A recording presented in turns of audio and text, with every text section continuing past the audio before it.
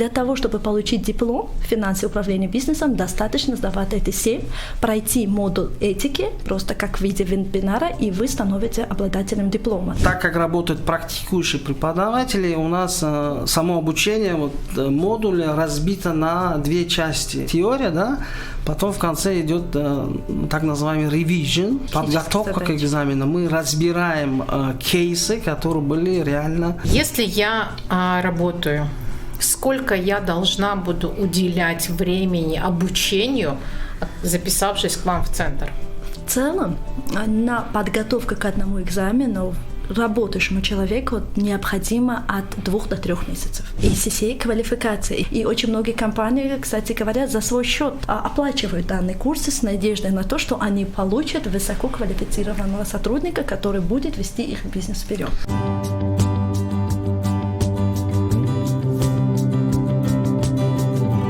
Бизнес-среда. Добрый день, это очередной цикл «Бизнес-среда» от Академии подкастов «Три медведя». Этот цикл мы пишем совместно с консалтинговой компанией RSM Таджикистан. Сегодня мы поговорим о глобальной ассоциации специалистов в области финансов и аудита. Специалисты, имеющие сертификат ACCA, высоко ценятся на международном рынке. Учебный центр RSM Таджикистан уже больше года осуществляет подготовку к экзаменам по программе нового диплома ACCA «Финансы и управление бизнесом». Экзамены, кстати, на русском языке. В гостях у нас Малика Файзова, координатор учебного центра RSM Таджикистан, и Фируз Саидов, партнер по международным связям компании RSM Таджикистан и член ассоциации сертифицированных присяжных бухгалтеров ACCA. Фируз, для начала расскажите, что такое вообще RSM Таджикистан, о компании, потому что у нас есть... Вы довольно известная компания, но наши слушатели могут не знать о вас. Спасибо. RSM Таджикистан – это член международной сети аудиторских консалтинговых компаний, представленных в Республике Таджикистан. Вообще по всему миру RSM представлен в 123 странах. У нас больше 50 тысяч работников и больше 800 офисов во всем мире. Глобально так. Глобально занимаем 6-е место в списке по обороту. А ассоциация, вот так много вообще говорят об ассоциации ACCA, да, и для многих финансистов это прям вот та цель, та вершина, к которой стремятся. Ну, во-первых, скажу, что у нас при RSM Таджикистан действует тренинговый центр RSM, где мы также ведем подготовку по квалификации ACCA. Я думаю, что Малика может больше рассказать про саму ассоциацию. Под RSM Таджикистан действует тренинг-центр, целью которого является повышение финансовой грамотности как своих сотрудников, так в общем по стране, своих клиентов и всех желающих. И мы готовы, и наш тренинг-центр предоставляет возможность аудиторам, бухгалтерам и финансистам пройти подготовку к экзаменам ACCA и получить диплом международного уровня. Для этого уже больше года, уже 2-й год наш центр проводит курсы по подготовке к новому диплому ACCA «Финансы в области управления бизнесом», который проводится на русском языке. И мы акцентируем свое внимание именно на этот диплом, так как проводится, как вы уже заметили, на русском языке. И спрос и возможность у наших потенциальных потребителей намного выше к этому. А что такое ACCA? ACCA – это глобальная ассоциация, которая является, членами которой являются более 227 тысяч человек во всем мире. На данный момент, считая, где-то 544 тысячи человек являются студентами. ACCA у нас в 176 стран мира принимается. Есть центры, где можно пойти, сдавать экзамены, получить квалификацию.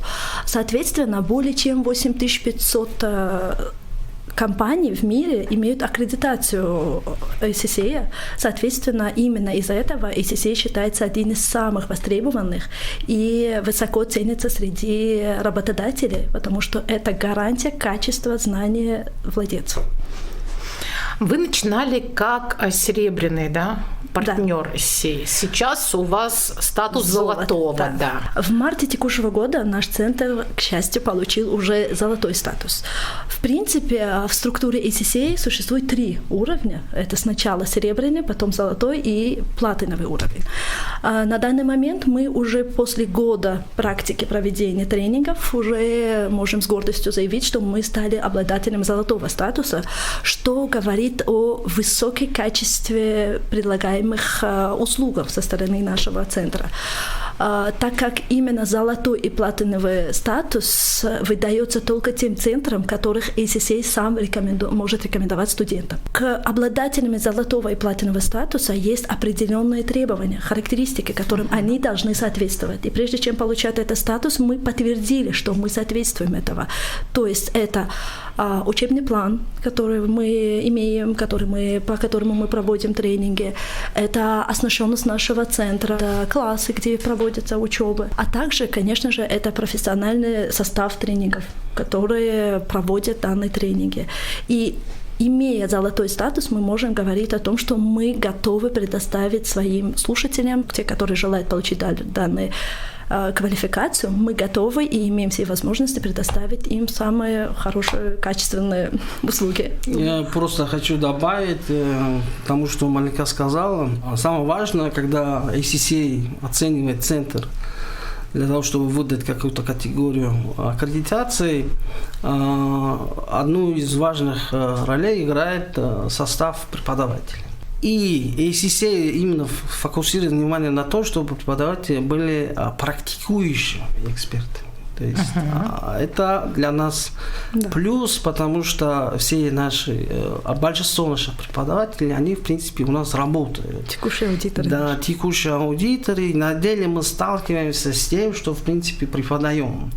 Поэтому во время экзаменов там есть нюансы, которые нужно разбирать, а мы можем это на уровне, на практическом уровне показать, как это можно использовать. Все преподаватели, то есть это ваши сотрудники РСМ Таджикистан? В основном, да. Сейчас Малика сказала про квалификацию сей. Какие они есть?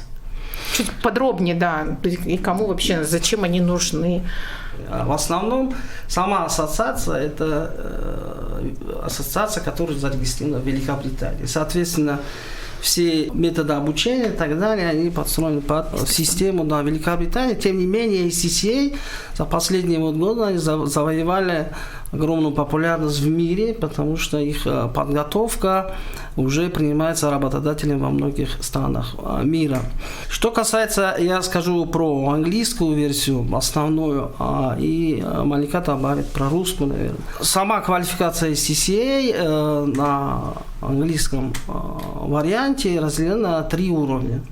Базовый уровень, 3 экзамена, второй уровень, который называется прикладные навыки, там больше уже действительно вот эти практические вопросы решаются, там где-то 6 экзаменов плюс и профессиональный уже последний уровень, 4 экзамена, 2 по выбору и 2 основных экзамена. После этого человек может подать на членство в саму ассоциацию. Сдав все экзамены. Сдав все 13 экзаменов, плюс плюс модуль по этике и имея не менее 3 лет опыта работы по профилю. Документы сдаются, и вас могут принять в членство ССЕ.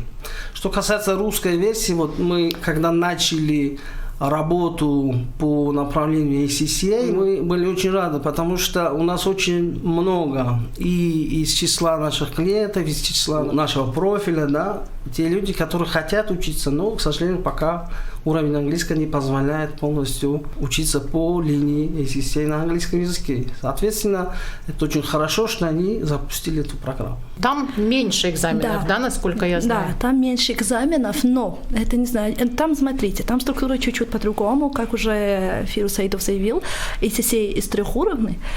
Русский вариант покрывает только вот эти первые 2 уровня.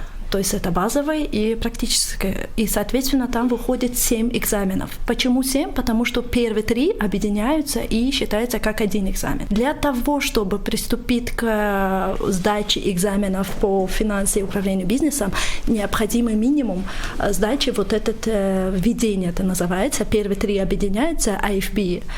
Первое, что надо сдавать вот этот экзамен, а потом уже остальные 6 можно сдавать спокойно, и в итоге 7 экзаменов вы сдаете, и вы становитесь обладателем диплома финансового ведения бизнеса. Если есть желание продолжить, уже можно сдавать остальные экзамены, на английском языке, потому что русский вариант не предусматривает professional уровень, вот P, про который вы можно говорили. И не сдавать, а можно и не сдавать, и остановиться. Вот если вы выбираете английский вариант, для того, чтобы стать членом и получить полную квалификацию, необходимо все 13 сдавать.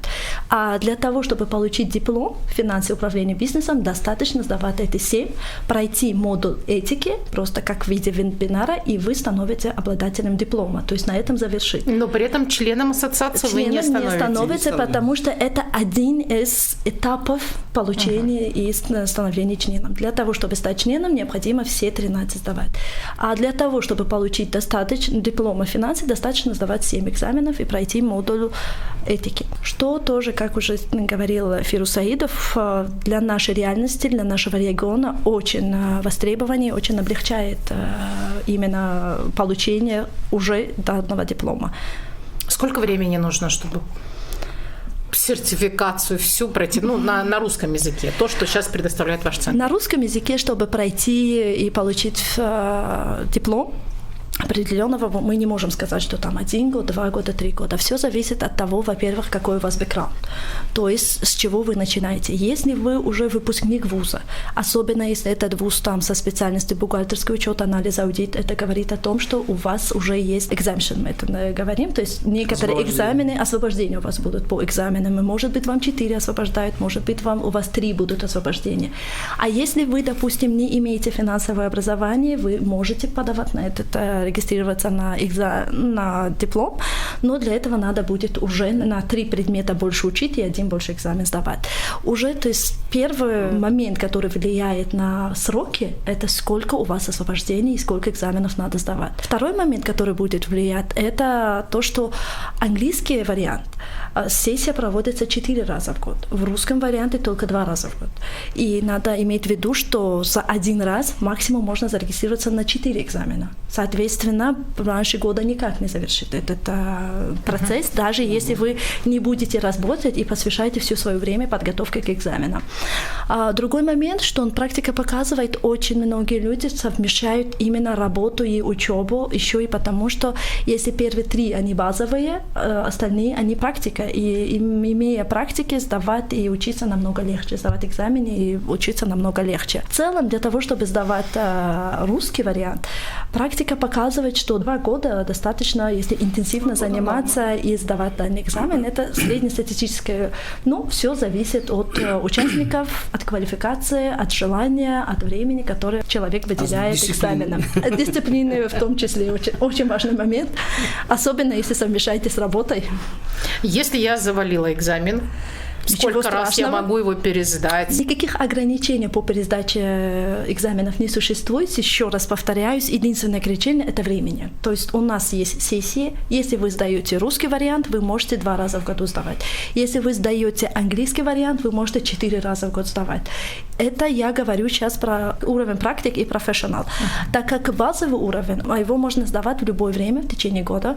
Можно подготовиться, подойти в тренинг-центры, зарегистрироваться, и в любое время вы можете сдавать первые 4 экзамена. То есть право в том числе можно сдавать в любое время. То есть разделяются типы экзаменов на экзамены по требованию, там on demand, да, и сессионные. Сессионные, к ним нужно готовиться, планировать, потому что они раз в какую-то сессию происходят, и вам нужно записаться, подготовиться, определенное время проходить. Хорошо, что, не знаю, влияние пандемии, потому что сессионные проводятся самой SCCA. Они не проводятся другими организациями. А сейчас можно сдавать онлайн, дома, на работе. Там есть определенные требования технического характера, да, чтобы была комната, чтобы никто не мешал и так далее. Но можно сдавать и онлайн сессионные. Поэтому нужно планировать. А первые 4 можно сдавать в любое время, записавшись на аккредитованный центр по сдаче экзаменов, в котором мы тоже являемся. У нас можно. А можно ли самостоятельно подготовиться к экзаменам? Вот я знаю, Фируз, что вы самостоятельно это делали. Я самостоятельно, к сожалению, готовился не из-за того, что я так хотел, но так получилось, можно сказать. В принципе, сама структура программы не ограничивает человека заниматься с кем-либо или самостоятельно. Но человек, который прошел через это, я могу сказать, что лучше готовиться с центром, тем более, если этот центр аккредитован, потому что там есть преподаватели, которые проходили все это и знают, как готовиться к экзаменам. Экзамены имеют определенный формат, имеют определенные, скажем, там нюансы, к которым можно подготовиться. Соответственно, легче готовиться с теми, которые это прошел, легче готовиться с теми, кто знает, как это сдавать. Это пощупал, да, уже визуально? Да, были случаи, когда я, например, один из экзаменов сдавал более 5 раз. Прошел курс подготовки к экзамену. Отдельно еще. Отдельно, потом сдал. А все это в центре? Да, там прям все это предоставляется. Потому что у нас, как я уже сказал, так как работают практикующие преподаватели, у нас само обучение, модуль разбито на 2 части. Основной идет, скажем так, теория, да, потом в конце идет так называемый revision, то есть подготовка к экзамену. Мы разбираем кейсы, которые были реально в экзаменах, и разбираем ход решения проблем во время экзамена с участниками. Еще один момент, почему легче подготовиться с центром – учебный материал. Мы на своем опыте уже за эти 2 года уже сами знаем, с каким учебным материалом легче, где более доступно объясняется информация, где перевод намного корректнее. Да. Человек, который сам подготавливается, уже на вопросы, с каких учебников начинать, можно уже сделать ошибку и уже пойти не... Это очень важный вопрос. Это очень важный вопрос. Даже мы в центре, когда только начали, первый вопрос, с каким учебным материалом, методом проб и ошибки, мы уже вышли к тем учебным материалам, с которыми мы теперь работаем, и эффективно становится. Потому что очень много материалов, которые готовятся разными компаниями, организациями. Некоторые из них аккредитованы учебные материалы, некоторые нет. В любом случае есть материалы, которые более доступны, особенно перевод. К сожалению, на русском языке ACCA сам не выпускает. Вопрос тоже. Поэтому там есть вопросы перевода и так далее. И с нами легче, потому что у нас есть доступ к этим всем материалам. Если я работаю, сколько я должна буду уделять времени обучению, записавшись к вам в центр? В целом, на подготовку к одному экзамену работающему человеку необходимо от 2 до 3 месяцев. Именно в нашем центре у нас тренинги распределяются от месяца до 1,5. Но это не значит, что вы их прошли и завершили. Мы максимально стараемся провести тренинги ближе к сессии, если это сессионный модуль, чтобы информация была вся свежая. Но заранее мы уже отправляем ребятам материал, с которым мы собираемся работать. Мы их просим уже ревью сделать, обзор сделать, что мы пройдем, как мы пройдем. Мы уже план отправляем, что подготовить, как подготовить, потому что именно опираясь на то, что мы прошли тренинги сразу готовы к экзамену, не пойдет. Но необходимо самостоятельно еще тоже заниматься.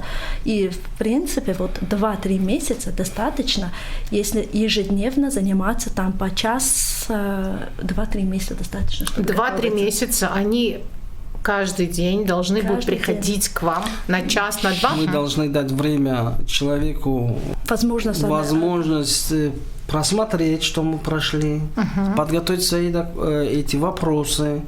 Потом, ведь мы проводим сессию, но мы ожидаем, что студент, думаю, еще занимается этим вопросом. То есть там очень много литературы, которую нужно пройти, задачек и так далее. Ну, это как в университете, понимаете. Я бы сказал, это не страшно, если быть действительно дисциплинированным. Потому что если вы, не знаю, определяете время, да, в день, и каждое там утро, не знаю, или вечером, 45 минут, час тратите на это, у вас все получится. Ничего там сверхъестественного нет.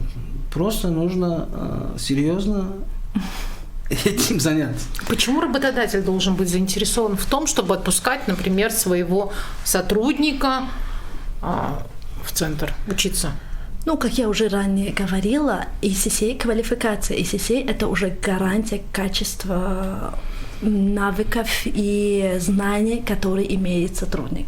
Чем выше навыки, чем умнее, чем квалифицированный сотрудник, тем больше пользы от таких сотрудников компании. То есть, может быть, в течение 2 месяца на час, на 2 сотрудник будет отлучаться на занятия, с расчетом на то, что потом, завершая, получая все необходимые навыки и знания, ведение учета, принятие решения, правильные решения и других бизнес-моментов, которые компания будет сталкиваться, данный сотрудник принесет ту пользу, которая покроет все предыдущее его отсутствие на рабочем месте. И очень многие компании, кстати говоря, за свой счет оплачивают данные курсы с надеждой на то, что они получат высококвалифицированного сотрудника, который будет вести их бизнес вперед. Ну, любая компания, организация, которая хочет быть конкурентоспособной, мы считаем, что она должна вкладываться в свои сотрудники. Это не только вопросы ECCA, это вообще повышение квалификации, это постоянный процесс в любой передовой организации. Да. Поэтому работникам учета управления мы предлагаем по линии ECCA, потому что там действительно очень много разных вопросов. Там не только финансовый учет, да, скажем так, там очень много других вопросов. Управление эффективностью, стратегическое управление, другие вопросы, которые менеджеры среднего и высшего уровня должны, в принципе, обладать этими знаниями, чтобы принимать, как вы уже правильно сказали, принимать правильные и своевременные решения. Какие-то определенные требования есть? Вот если человек никогда не занимался аудитом, никогда не заканчивал, я не знаю, какое-то там первое образование, не бухгалтер совсем, а гуманитарий, он может прийти вообще к вам учиться? К нам приходят студенты первого курса, то есть которые еще ничего. Там на самом деле есть разделение. Если человек имеет степень бакалавра, но не по профилю, он может начинать с ECCA, с первых экзаменов ECCA, да, введения в финансовый учет. Там, в принципе, все основные моменты покрываются. Если человек, например, у нас есть группа, которая занимается после школы, да, скажем, первый курс студентов, они сразу на программу ECCA не могут попасть. Для них есть другая программа, называется Foundation in Accountancy, которая подразумевает 4 экзамена, базовый, пока на английском языке. Это для тех, у кого нет диплома бакалавра. Но в основном те, которые закончили университет, имеют высшее образование, могут начинать с программы введения в учет, да, по русской версии. И то есть неважно вообще, да, гуманитарий, если нету базы, процесс, как мы уже ранее говорили, зависит от квалификации и бэкграунда. Если нет диплома, если нет опыта, процесс и путь будет дольше. По практике я видел люди, которые вообще не учились, не из профиля, они больше серьезно, больше понимают, потому что если в голове что-то есть, там уже можно по-другому сформировалось мнение, и трудно будет чуть-чуть. А вы работаете с 2021 года, и есть те, которые уже сдали какие-то. Я понимаю, что не все экзамены, но какую-то часть уже сдали успешно. Да, есть у нас такие ежемесячно, так как вот мы ранее говорили, что есть экзамены, которые можно в любое время подойти и сдавать в нашем центре, и ежемесячно есть ребята, которые приходят, сдают эти экзамены. Есть... раз в полгода сессионные, которые... Вот, есть такие, которые раз в полгода, по ним тоже у нас есть результаты, то есть записывается больше, результат, который прошли, есть у нас такие студенты тоже, которые сдали. Результат получения квалификации уже говорит самого за себя, человек сразу нашел работу. Это карьера. Да, это карьера. В первую очередь. Да. Ну, смотрите, членов ACCA в Таджикистане сколько? Не знаю, вот сколько их, кстати. Ну, примерно не более 10. По пальцам можно считать, да. Серьезно? Да. Сколько сейчас вообще участников школы вашей? Примерно? Ну, вот действующая группа у нас 15 человек одна группа и 4 человека в другой группе. Но до этого мы проводили несколько сессий для корпоративных клиентов из банковской сферы. Они начали, но пока не продолжили, скажем так. Такое тоже есть, и можно, в принципе, откладывать обучение на какой-то определенный срок. То есть дата регистрации до последней сдачи 10 лет. В течение 10 лет человек, который зарегистрировался, может возобновить, может взять тайм-аут, возобновить тайм-аут. То есть такого, что сессия наступила, приходи, сдавай обязательный экзамен, такого висит. Там очень гибко, очень flexible пользователям. Если случились какие-то проблемы, какие-то форс-мажоры, можно на время заморозить, а потом уже при возможности опять возобновить, что и происходит с нашими корпоративными клиентами. Да. Спасибо большое. Напомню, что этот цикл «Бизнес-среда» мы пишем совместно с аудиторской компанией RSM Таджикистан. И у нас сегодня была Малика Файзова, координатор учебного центра RSM Таджикистан, и Фируз Саидов, партнер по международным связям компании RSM Таджикистан, член Ассоциации сертифицированных присяжных бухгалтеров. Всего доброго, спасибо. Спасибо вам огромное.